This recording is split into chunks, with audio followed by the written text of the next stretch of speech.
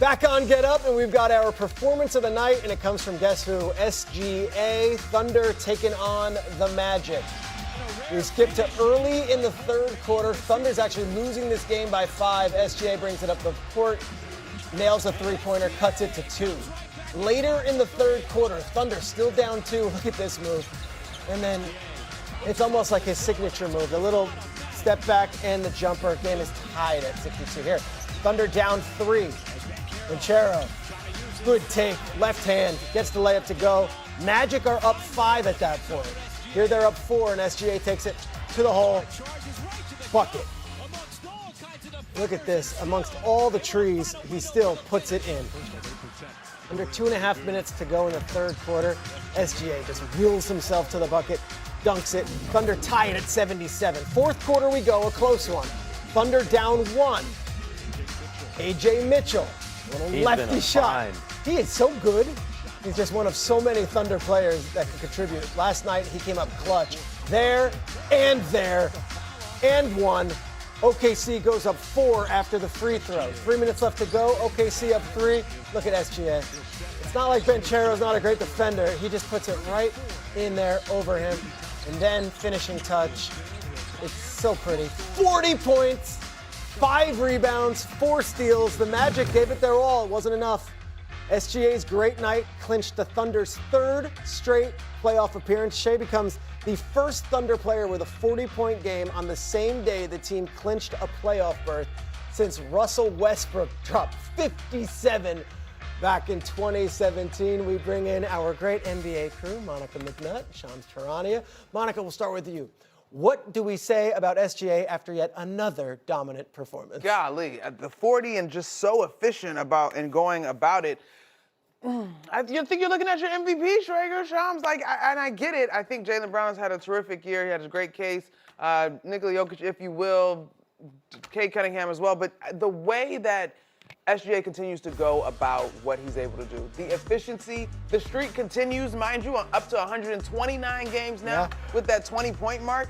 The control he has and the impact that he has on both sides of the basketball, this is the best player on the best team and is the best player in the league. The whole sentence in terms of how people equate MVP, it's all check all the boxes. And I would add, they get the very best from their opponent every 100%. night. They're the defending champs, they're on the road, it's a sold-out crowd, and then Shams, it's like 9 in a row, he did it again. He's building his MVP case, and we've searched for other names, and there's been other names certainly that deserve the credit, whether it's Nikola Jokic, whether it's Jaylen Brown, Victor Wembanyama. You think back his last calendar year, scoring title, conference MVP, league MVP, finals MVP, supermax contract extension. He's had everything come together the last year, but his mentality going into this season internally within the Thunder was what's next. There's no let up with Shai Gilgeous-Alexander. That's what makes him so special, and that's why they've had a ton of injuries that have gone kind of under the radar. J-Dub at the end of it will have missed 2/3 of the season. Isaiah Hartenstein, their starting center, he's been in and out of the lineup all year. They've had other injuries to their other rotation role players, but Shai Gilgeous-Alexander, even though he missed a few weeks, he's still going to be eligible unless there's another significant injury to be an MVP player this year. And home, road, no one does it as consistently. There was this crazy stat I saw. He's the first player in NBA history with 800 points, 55% field goal, 45% from 3 over a 25-game span on the road. He's dominant. Home or road, he does it in a surgical way. And there's a star quality to him that I would add. Like, they're playing the Brooklyn Nets tonight.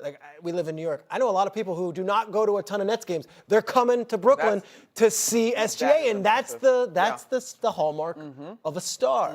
Speaking of stars, about Wemby. Last night, Spurs, Kings, Victor Wembanyama. Second quarter, they're up already big, and Wemby just is like, just throw me the lob. De'Aaron Fox back in Sacramento, playing against his former team, put on a show as well. Look at this pass. Woo. Bro, get out of here, man. This is otherworldly, literally. And there's more. Look at this. This is just a lefty, scoop. It's different. It's not just dunks. It's not just threes. It's got a mid-range game, too. Here's Fox. They run the pick and roll to perfection. Dunk. Then Castle. Barnes. Wemby from 27 feet away. Drains it. Not done. Says, give it to me one more time. It's a three-party, baby. It sure is, and they've reined them in last night. They had 19 three-pointers last night. Spurs absolutely blow out the Kings. De'Aaron Fox going back to Sacramento, like I said. Spurs shot the lights out, going 25 of 49 from deep. That saw a franchise record for most threes in a game. San Antonio now 19-2 since the start of February. We just did a parade and a coronation for SGA. What do we make of Wemby? So just as dominant as Shea is on offense and Anthony Edwards and Nikola Jokic, guys like that are on offense, Victor Wembanyama is just as dominant on defense. And you think about players being feared, he's as feared as anyone in the NBA because whether you're in Oklahoma City, whether you're Denver, any other Western Conference team, never mind the East, they all know the way Victor Wembanyama can change the game defensively. He mucks it up. They all have to adjust. And so Victor Wembanyama, certainly one of the most feared players in the NBA right now. That's an interesting term, feared. You got to see him plenty of times in person. What do you make of the Wemby experience in San Antonio? It is, I need to get a thesaurus out and find a vocabulary word for it because I'm running out of superlatives to describe it. Now, what I will say that is interesting, and you mentioned it, Schrager, when I have seen him more times than not, it's been against the New York Knicks. Yeah. Who have an interesting duo that has actually made his life a little bit more challenging when you look at the way that Karl-Anthony Towns and Mitchell Robinson have been able to defend him. Now, I'm not saying that it's easy. I'm not saying that they would necessarily be able to do it in the nature of a series. But the thing that I am watching with Wemby is what will be the adjustments come postseason time. How will teams play him physically? Can he stay out of foul trouble, which for the most part is not an issue when it comes to him, but in the nature of the postseason and in the series, what does that look like? But I will tell you this, if they're gonna knock down 25 threes and shoot 51% from the three-point line, then Wemby there's no pressure on him because he's gonna be able to have all this room to operate with tremendous amount of space. And as Shams teed up, defensively, he just continues to grow. He's already so great. All right, so Shams, I remember when he was coming into the draft, like we were watching these like pirated feeds of these French, games of trying to see the highlights because you'd hear such elaboration and hyperbole about how good he was. Here he is in year 3. Has he exceeded the hype from when he was even coming in the league? His progressions, the way he's elevated, and then even just his demeanor, that's changed everything about how the San Antonio Spurs operate as far as if this player is this determined, this good, this quick, we have to go for it. And so they went out last year, did the De'Aaron Fox trade, but a lot of it has been internally. You get Stephon Castle, Dylan Harper back-to-back years in the draft. You already have Victor Wembanyama.